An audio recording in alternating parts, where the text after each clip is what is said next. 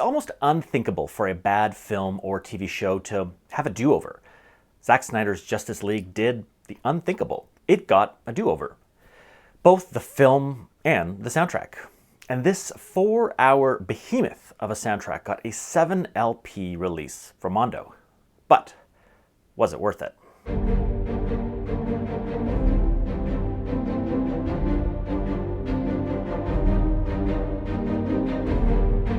Welcome to Popcorn and Vinyl, the show dedicated to films, film score, and vinyl. And today we are talking about the Mondo box set release of Zack Snyder's Justice League. I'm going to be honest with you in saying that I 100% bought this because of FOMO after my experience with passing on the Mandalorian box set and regretting it hard. Luckily, eventually I was able to snag a copy, but when it came to Justice League, I thought surely these would fly off the shelves, and I jumped on it without even thinking about it too much. Now, I'm sure you're familiar with pre-sales where the item that you want sells out in 6 minutes. It's very frustrating, and I thought this would fly, and surprisingly, it didn't. The hype surrounding the Snyder Cut was something truly unique. I'm sure, like myself, many of you follow different film-related publications and social accounts, and they were flooded with articles for the year prior to the film's release discussing every aspect. From the fan campaign to the film's lengthy runtime, aspect ratio, and rescoring efforts. Now, despite what your thoughts are on the film, Zack Snyder's Justice League is something that we have never seen before in cinema history. Sure, there have been director's cuts here and there, but we have never seen such a large scale and large budget overhaul on a poorly received film. Did this film set a new precedent? Or is this a one-off cinematic experience? Or, is this just Warner Brothers throwing a bone to those overly vocal fans to just kind of hush them up? Truly an interesting event. Shortly after the film's release, Mondo announced a Zack Snyder's Justice League vinyl box set proportionally as mammoth in scale to the film itself. This 7 LP set features nearly 4 hours of music composed by Tom Holkenborg, pressed onto 180-gram black vinyl. For many box sets of this nature, I prefer black vinyl because you have sort of the least risk of having any sound performance issues related to any color effects for this record. In this case, I actually would have preferred some kind of interesting color variant just to give the release a little bit of a little extra special spice. If it was my choice, I would love to see some colorways that match the colors of each of the main characters. Give each record a little bit of personality. Now, that likely wasn't possible because of the timelines for this box set. Since unique color variants, they typically add significant lead time to album production, and in the current state of the vinyl industry, it's really not very possible. You can also run into, some of those sound quality issues, or, you've got nerds online complaining, the colors didn't match their expectations. So I get why they went simple. It makes sense. Mainly though, I do recognize that the choice would impact the overall art direction of the piece, which is very much in line with kind of Snyder's vision of that dark and moody. He obviously likes black and white, even since they released an entire version of the film in black and white. As with all Mondo box sets, this one is very well constructed and really has elegant artwork for each of the records. Each record jacket has a stunning promo photo of the main character. They're all just badass kind of heroic shots of each character, and I liked how they included each character's emblem with a silver reflective foil finish, which was featured on the box cover art as well. The front cover has a cool image featuring Darkseid and each character's emblem again with that shiny foil. And I thought the cover was fairly simple but elegant. Another cool thing they did was utilize the unused side of disc 7 for a cool etching. This makes for an interesting collector's piece. Like any etching, there's not much you could really do with it. I suppose you could sort of show it off, but it makes for, a cool showpiece. To me, that's better than splitting up the album into, 5 minutes per side of music, because that's kind of a frustrating experience. And normally my comments would be, well, I'd prefer that side to be utilized for more music, but in this case, I think we're good. 4 hours is plenty. I'm glad they didn't go crazy with intense, unique artwork for this box set either. I think their choice of imagery really stayed true to kind of the overall vision of the film and all the other promotional material that they had. And each visual element was really well executed. It's a fitting companion piece for any diehard fan. I would say there's nothing really to dislike about this set if you like the score. Now, I don't agree with Zack Snyder's dark and muted vision for all the DC characters and the Justice League, but I respect his artistic vision in trying to build a universe with that vision. Not a lot of filmmakers have such a bold style. Now, I have not seen the Whedon cut, but I've seen trailers and clips, and you can see a clear distinction in some of the visual language each director chose to take. Now, I'm speculating here, but I would guess the studio pressed Whedon to deliver a product that was a little closer to the Marvel directorial outings.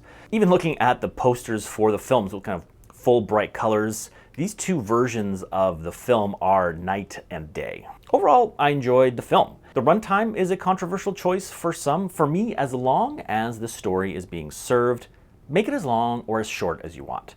I find boxing films into kind of certain run times or time limits that really limits the film creatively and leads to pacing issues.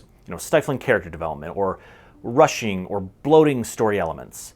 Now, there are absolutely times when cutting bloat out of a movie will result in a better film, and I hate when something is artificially inflated to kind of make more films.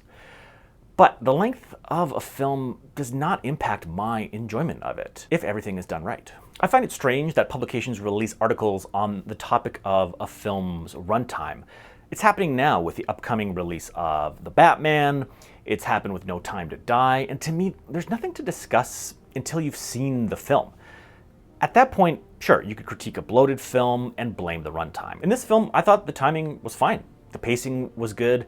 It didn't have any unnecessary scenes. It gave time to kind of take in some of those moments. And usually those moments give the composer a little bit of a canvas to have, a little bit of a solo in there. Each character felt like they had an appropriate amount of time in the film. And from reading other comments, it sounded like most of Cyborg's scenes were cut from that original version.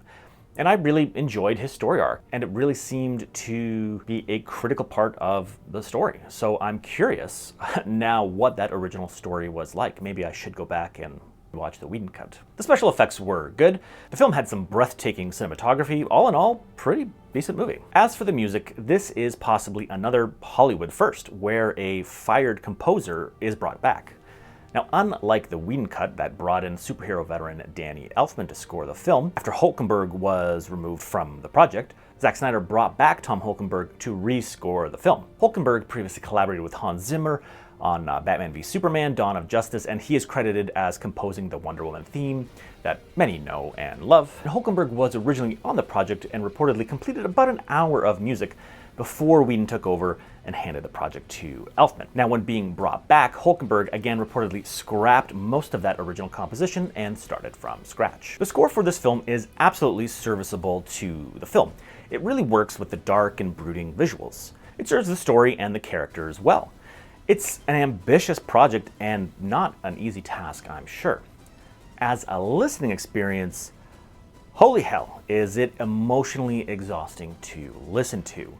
If you love the feelings of constant tension, terror, dread, frenetic action, then this is the score for you. Again, perfectly serviceable to the film. There are definitely some interesting cues, just few that I have the desire to listen to after the fact. In some sense, it's 4 hours of intense trailer music. Now, some people will be angry at me for this opinion, but for me, this score is at its best when it's specifically referencing previous Hans Zimmer material. I enjoyed all the pepperings of Man of Steel in this film, and that is a sequel I desperately want to see happen. I just want to see more Henry Cavill as Superman, or in anything. I love Henry Cavill. For the Wonder Woman theme that Hulkenberg wrote originally, I preferred Hans Zimmer's interpretation in Wonder Woman 1984. Again, not seeing Whedon's cut, but I did listen to Elfman's score, and it's clear that Whedon or the studio wanted a specific direction from Elfman. Frankly, a more classic superhero,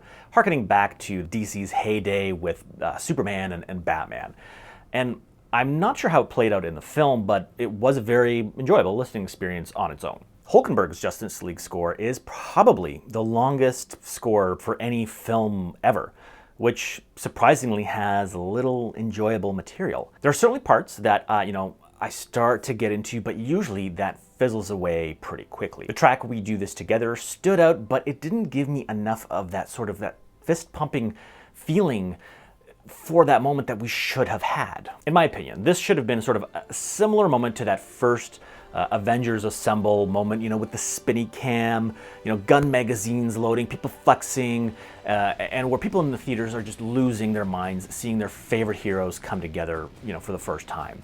For DC, this should have been that big moment, and the music only gave me a fraction of that desired experience. The score had these occasional peaks where it seemed to be building beyond this generic sounding trailer music, but those moments typically faded away quickly. Hülkenberg utilized a similar technique that Zimmer often employs of building tension and intensity in the scene, but never resolving that tension. The score is bookended by two songs, Song to the Siren and Hallelujah, which is actually one of the highlights of this vinyl release. Hallelujah played as a tribute to Zack Snyder's daughter over the end credits, which was certainly touching. This whole film, it felt so personal.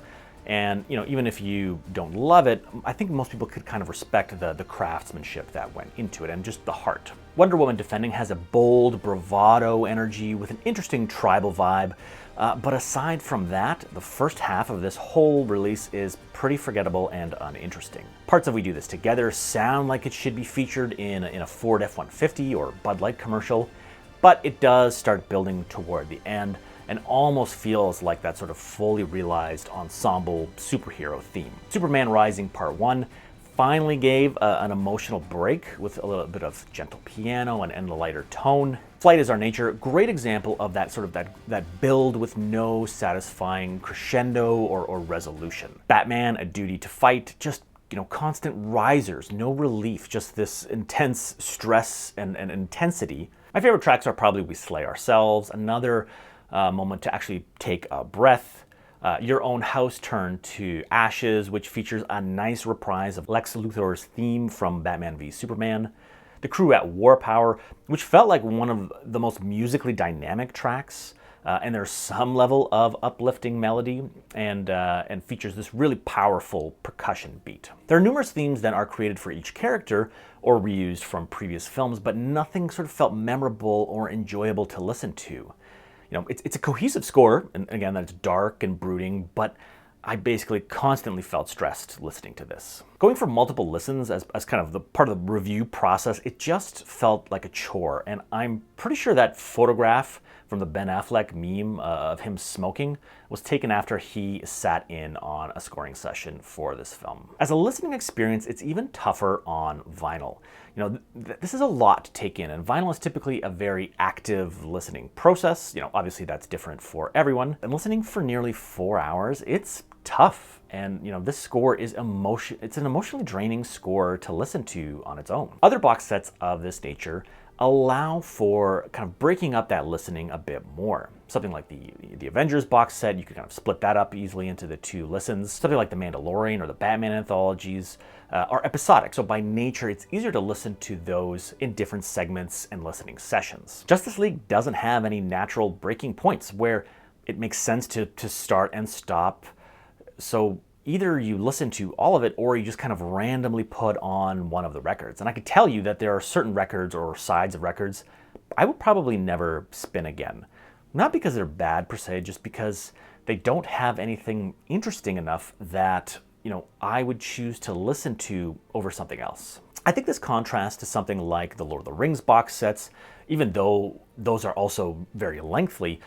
The music has such a range. You get these emotional breaks from, the intensity to those quieter and sweeter moments, and it allows you to emotionally reset a bit in between the different tracks.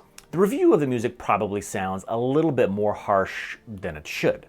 It's just a tough score to listen to unless you really like that style, but it accomplishes what it needs to for the film. All of that being said, this is a beautifully put together box set. I think everything Mondo did on there and was perfect. I'm glad they released this film, and I'm glad they released this box set for fans that really do like this score.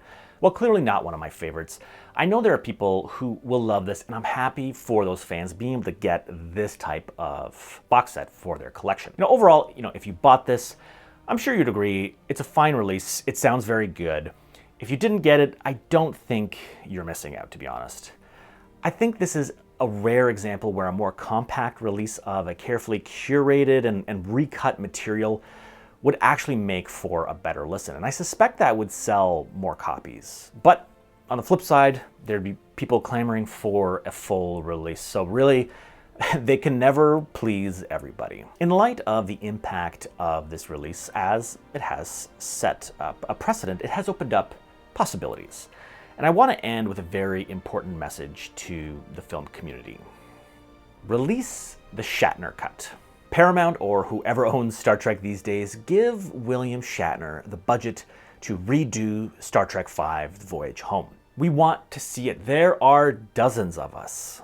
Now, I do want to end with a discussion topic. Aside from, obviously, Star Trek V, what movie do you think deserves a do-over? Or what film would you want to see rescored by another composer? GoldenEye. Sorry, dry Canadian winters. So thanks for watching. Please do give this video a like, as it helps out the channel, and subscribe to the channel if you'd like to see more like this in the future. We will see you next time. Whew. That was intense. I think I need some Tylenol. Or palate cleanser.